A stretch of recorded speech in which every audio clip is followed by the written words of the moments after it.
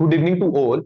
आज हम English literature की एजिस का ओवरव्यू लेंगे। इस क्लास के अंदर मैं आपको इंग्लिश लिटरेचर की इतनी हिस्ट्री करवा दूंगा जो कि मास्टर कैडर इंग्लिश के लिए इनफ होगी।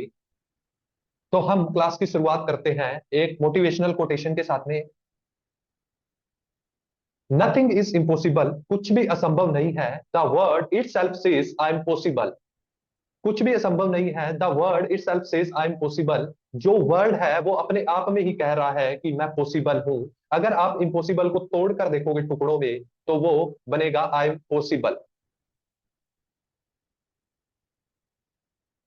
Edges of English literature. पहली एज है मिडल इंग्लिश पीरियड जो कि 1066 से लेके 1500 तक था। इस एज से पहले भी एक एज आती है जिसको एंग्लो सैक्सन पीरियड बोला जाता है। वो इतनी मोस्ट इंपोर्टेंट नहीं है तो मैंने वो आपको नहीं करवाई। तो हम सीधी शुरुआत करेंगे मिडल इंग्लिश पीरियड से। इस एज के दौरान देखते हैं क्या हुआ था।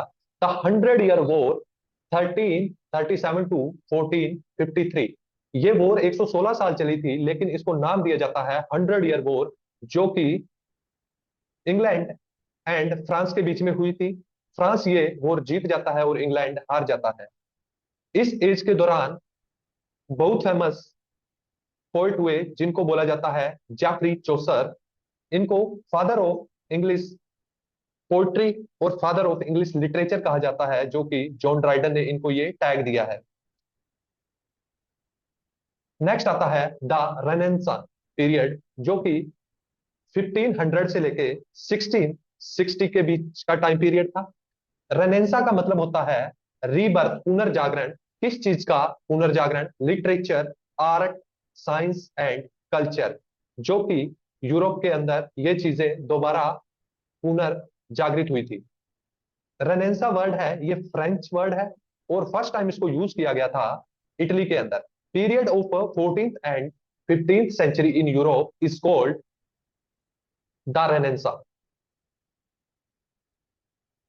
नेक्स्ट जो एज है वो है एलिजाबेथन एज। इसका टाइम पीरियड है 1558 से लेके 1603 तक। इस एज के दौरान जो मोनार्क थी वो क्वीन एलिजाबेथ थी, member of the Tudor dynasty. ये ट्यूडर डायनेस्टी की मेंबर थी जो कि 5th नंबर की मेंबर थी। इस एज को golden age of English drama भी कहा जाता है। फर्स्ट टाइम थिएटर जो ओपन हुए थे इस एज के दौरान, जिनका नाम था द ग्लोब थिएटर, 1599 में फर्स्ट टाइम ओपन हुए थे। इस एज के दौरान जो राइटर हैं वो हैं Christopher Marlowe, William Shakespeare and Edmund Spenser. Next age आती है जिसको जोकोबियन एज कहा जाता है। इसका टाइम पीरियड है 1603 टू 1625। इस एज के दौरान जो मोनार्क थे वो था जेम्स फर्स्ट। ये स्कॉटलैंड का 6th नंबर का किंग था। इस एज को एज ऑफ जॉन डन भी बोला जाता है। थिएटर बर्न हुए थे इस एज के दौरान 1613 में और रीबिल्ट जो हुए थे वो 1614 में हुए थे। इस एज के दौरान मेटाफिजिकल पोइट्रीज लिखी गई थी जो कि जॉन डन के द्वारा लिखी गई थी और जॉन डन को टैग दिया जाता है मेटाफिजिकल पोइट। नेक्स्ट इसके अंदर है गन पाउडर प्लॉट, जो कि 1605 में एक कंस्पेरेंसी हुई थी जिसके अंदर गाय फॉक्स और उसके साथियों ने जेम्स वन को मारने की प्लानिंग की थी। धर्म से रिलेटेड कोई मैटर था उनका। वो बारूद लगाकर पार्लियामेंट को उड़ाना चाहते थे लेकिन उनका ये मिशन फेल हो गया। इसको बोला जाता है गन पाउडर प्लॉट। नेक्स्ट है कॉमेडी ऑफ ह्यूमर्स, जिसके लिए जाना जाता है बेन जॉनसन को। इस एज के दौरान जो राइटर हुए हैं वो है John Donne, John Milton, Benjamin Johnson. Next age देखते हैं कैरोलिन एरा, जिसका टाइम पीरियड है 1625 टू 1649। इस एज के दौरान मोनार्क था किंग चार्ल्स वन, जो कि जेम्स वन का बेटा था। थिएटर क्लोज हुए थे इस एज के दौरान, जो कि प्यूरिटन्स ने करवाए थे 1642 में। इसके बाद में जो टाइम पीरियड आता है वो है कॉमनवेल्थ पीरियड। 1649 के अंदर चार्ल्स वन को मार दिया जाता है, उनका मर्डर किया जाता है। उसके बाद में कोई भी मोनार्क नहीं बचता, तो इसलिए टेम्परेरी मोनार्क बनाया जाता है ओलिवर क्रोमवेल को। और इस पीरियड को बोला जाता है इंटर एग्नम पीरियड। इंटर एग्नम का मतलब ये होता है कि जब पुरानी अथॉरिटी को खत्म किया जाता है और जब तक नई अथॉरिटी नहीं आती, तो बीच में जो खाली टाइम पीरियड बचता है, टेम्परेरी रूल किया जाता है, उसको इंटर एग्नम पीरियड कहा जाता है। अगर इसके एग्जांपल देखी जाए तो हमारे former prime minister Shrimati Indira Gandhi ji का असैसिनेशन हुआ था 1984 में। उसके बाद में राजीव गांधी जी को प्रधानमंत्री बनाया गया था, लेकिन बीच में टाइम पीरियड बचा था, उसको इंटर एग्नम टाइम पीरियड बोला जाता है। कॉमनवेल्थ पीरियड जो कि 1649 से लेकर 1660 के बीच का टाइम पीरियड था। 1658 तक ओलिवर क्रोमवेल गद्दी पर बैठता है टेम्परेरी मोनार्क के रूप में। उसके बाद में उसका बेटा गद्दी पर बैठता है, रिचर्ड क्रोमवेल, 1658 टू 1659 तक।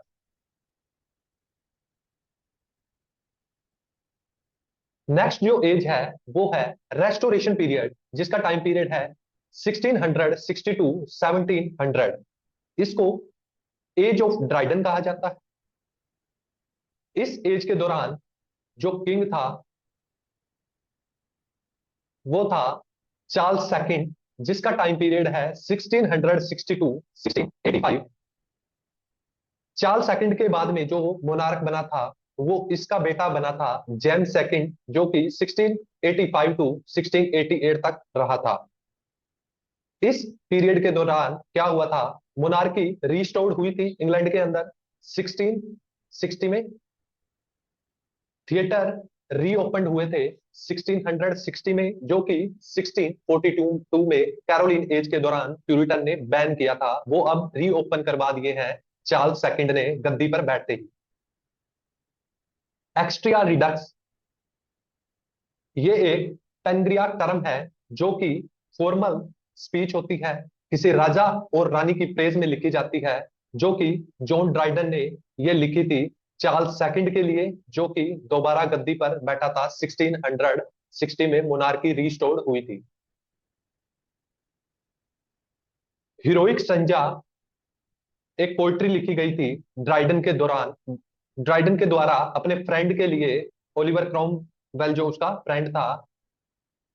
इसको यूलोजी बोला जाता है, जिसका मतलब होता है कि किसी की प्रेज के अंदर कही गई बात। 1659 में हीरोइक स्टंजा लिखा गया था जॉन ड्राइडन के द्वारा। नेक्स्ट जो एज आती है इसको बोला जाता है ऑगस्टन एज। इसका टाइम पीरियड है 1700 टू 1750। इसको एज ऑफ होप कहा जाता है। नियो क्लासिकल एज भी इसको बोला जाता है। नियो क्लासिकल टाइम पीरियड के अंदर तीन एजेस आती हैं। इसको तीन पार्ट में डिवाइड किया गया है। नियो क्लासिकल एज का टाइम पीरियड है 1660 टू 1798। तो इसके अंदर जो एजेस आती हैं वो है रेस्टोरेशन पीरियड, ऑगस्टन एज और एज ऑफ सेंसिबिलिटी। इसी एज को बोला जाता है age of prose and reason, जो कि मैथ्यू आर्नल्ड ने बोला था। एज ऑफ इनलाइटमेंट भी इसी को कहा जाता है। एज ऑफ इंग्लिश नोवेल बोला जाता है ऑगस्टन एज को। इंटेलेक्चुअल पोइट्री की एज इसको बोला जाता है। Age of town life, age of scandal कहा जाता है, क्योंकि इस एज के दौरान घोटालों के बारे में बहुत कुछ लिखा गया था और इसी एज के दौरान बहुत ज्यादा घोटाले हुए थे। इस एज के अंदर जो राइटर्स आते हैं, अलेक्जेंडर पोप, जोनाथन स्विफ्ट, जिनको प्रो सटायरिस्ट कहा जाता है, जोनाथन स्विफ्ट को, ये दोनों डोमिनेंट राइटर है इस एज के। जोसेफ एडिशन, जिन्होंने पैरोडिकल एसेज लिखे थे। सैमुअल रिचर्डसन, जिनको फादर ऑफ इपिस्टोलरी नोवेल कहा जाता है। हेनरी फील्डिंग, जिनको फादर ऑफ इंग्लिश नोवेल बोला जाता है वॉल्टर स्कॉट के द्वारा। नेक्स्ट जो टाइम पीरियड है उसको बोला जाता है एज ऑफ सेंसिबिलिटी। जैसे ही ऑगस्टन एज खत्म होती है तो उसके बाद में एज ऑफ सेंसिबिलिटी स्टार्ट हो जाती है। 1750 से लेके 1798 तक का टाइम पीरियड को एज ऑफ सेंसिबिलिटी कहा जाता है। इसी को age of doctor Samuel Johnson कहा जाता है। इस एज के दौरान डॉक्टर सैमुअल जॉनसन ने एक डिक्शनरी लिखी थी जिसका नाम है dictionary of the English language, और ये पब्लिश हुई थी 1755 में। इस डिक्शनरी के अंदर सबसे ज्यादा जो कोटेशन लिखी गई है वो विलियम शेक्सपियर की है, और सेकंड नंबर पर जो कोटेशन है वो अलेक्जेंडर पोप की है। एज ऑफ सेंसिबिलिटी के बाद के टाइम पीरियड को बोला जाता है रोमांटिक पीरियड, जिसका टाइम पीरियड है 1798 टू 1837। अगर रोमांटिक एज की बात की जाए तो ये जो स्टार्ट हुई थी वो अर्ली 19th सेंचुरी में स्टार्ट हुई थी। इसको एज ऑफ विलियम वर्ड्सवर्थ कहा जाता है। एज ऑफ रेवोल्यूशन भी इसको कहा जाता है। एज ऑफ इंग्लिश पोइट्री, सबसे ज्यादा पोइट्री जो फ्लोरिश हुई थी वो इसी एज के दौरान हुई थी। एज ऑफ इंडिविजुअलिज्म, इसके अंदर जो राइटर थे वो खुद के ऊपर ज्यादा फोकस करते थे, सेल्फ सेंटर्ड राइटिंग करते थे, जैसे विलियम वर्ड्स वगैरह। Age of emotion and imagination, इस एज को एज ऑफ इमोशन, क्योंकि इस एज के अंदर इमोशन की बात की जाती थी, दिल की गहराइयों की बात की जाती थी। सुपर नेचुरल एलिमेंट इस एज के दौरान यूज किए गए हैं, जो कि सैमुअल टेलर कोलरिज ने यूज किए थे। जैसे उसका एक वर्क है the rhyme of the ancient mariner, तो उसके अंदर उसने सुपर नेचुरल चीजें ज्यादा दिखाई है। गोथिक पीरियड भी इसको कहा जाता है क्योंकि इस एज के दौरान गोथिक नोवेल लिखे गए थे। जैसे कि जैन ऑस्टन की अगर बात करें तो नॉर्थएंजर एब्बे हो गया। एम जी लेविस की बात करें तो मंक, उसका गोथिक नोवेल था। पीबी शेले ने जो लिखा था जस्ट रोजी, जो 1810 में आया था, अ रोमांस, वो भी एक गोथिक नोवेल था। अगर science fiction and Gothic novel की बात मैरी शेले के बारे में की जाए तो उनका फ्रैंकनस्टीन, जो कि बहुत फेमस वर्क है, 1818 में आया था, इसलिए इसको गोथिक पीरियड भी कहा जाता है। और सबसे पहला जो गोथिक नोवेल लिखा था वो होरेस वॉलपोल ने लिखा था, the castle of Otranto. French revolution भी इसी एज के दौरान हुआ था, जिसका टाइम पीरियड है 1789। सैमुअल टेलर कोलरिज और विलियम वर्ड्सवर्थ ने एक जॉइंट वर्क लिखा था जिसका नाम है लिरिकल बैलेड। लिरिकल बैलेड के टाइम के साथ ही रोमांटिक एज स्टार्ट हो चुकी थी।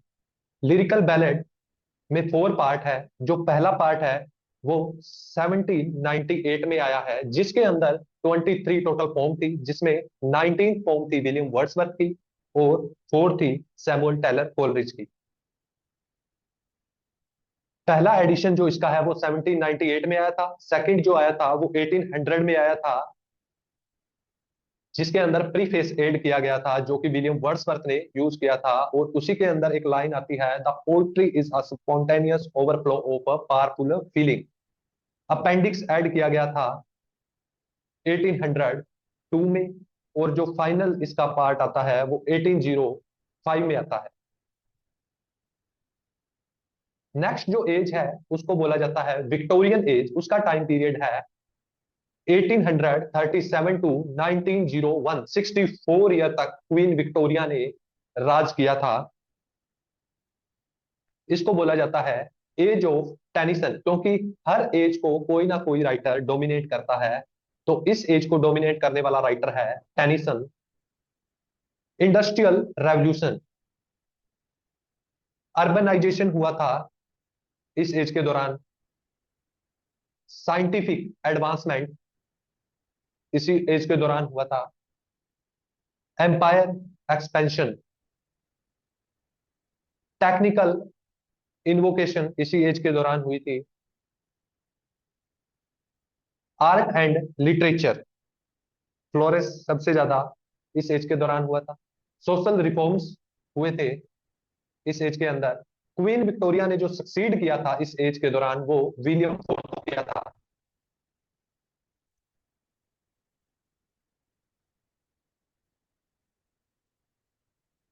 नेक्स्ट जो एज है वो है एडवर्डियन एरा, जो कि 1901 टू 1910 के बीच का टाइम पीरियड है। इस टाइम के दौरान जो मोनार्क हुए थे वो किंग एडवर्ड सेवन थे, जिन्होंने क्वीन विक्टोरिया को सक्सीड किया था। इस एज के दौरान फैशन ज्यादा होने लगे, इकोनॉमिक्स प्रोस्पेरिटी ज्यादा थी, साइंटिफिक एडवांसमेंट इसी एज के दौरान थोड़ी ज्यादा हो गई, पॉलिटिकल और इंटरनेशनल रिलेशंस एक दूसरी कंट्री के अच्छे होने लगे, टेक्नोलॉजिकल इन्वोकेशन हुई इसी एज के दौरान, और आर्ट एंड कल्चर की बात भी इसी एज के दौरान की जाती है। नेक्स्ट है मॉडर्न पीरियड, जो कि 1900 से लेके 1945 के बीच का टाइम पीरियड है। इस पीरियड के दौरान फर्स्ट वर्ल्ड वॉर हुई थी और सेकंड वर्ल्ड वॉर भी हुई थी। फर्स्ट वर्ल्ड वॉर जो हुई थी वो 1914 से लेके 1918 तक थी, और सेकंड वर्ल्ड वॉर थी वो 1939 टू 1945 तक चली थी। ग्लोबलाइजेशन ज्यादा हुआ था इस एज के दौरान, सोशल चेंजेस होने लग गए थे, जैसे एजुकेशन में सुधार होने लग गया था, हेल्थ से रिलेटेड मैटर थे उनका ध्यान रखा जाने लगा। इन्वायरमेंटल अवेयरनेस, इन्वायरमेंट को बचाने की बातें इस एज के दौरान होने लगी। इस एज के बाद में जो टाइम पीरियड आता है उसको बोला जाता है पोस्ट मॉडर्न टाइम पीरियड, जो कि 1945 से लेके 1960 के बीच का टाइम पीरियड है।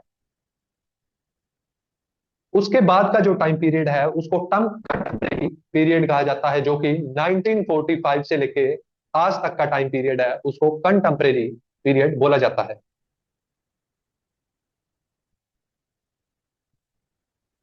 Thank you so much. हमने आज इंग्लिश लिटरेचर की जो एजेस है उनका ओवरव्यू लिया, और ये एजेस इंग्लिश मास्टर कैडर के लिए इनफ है। Thank you.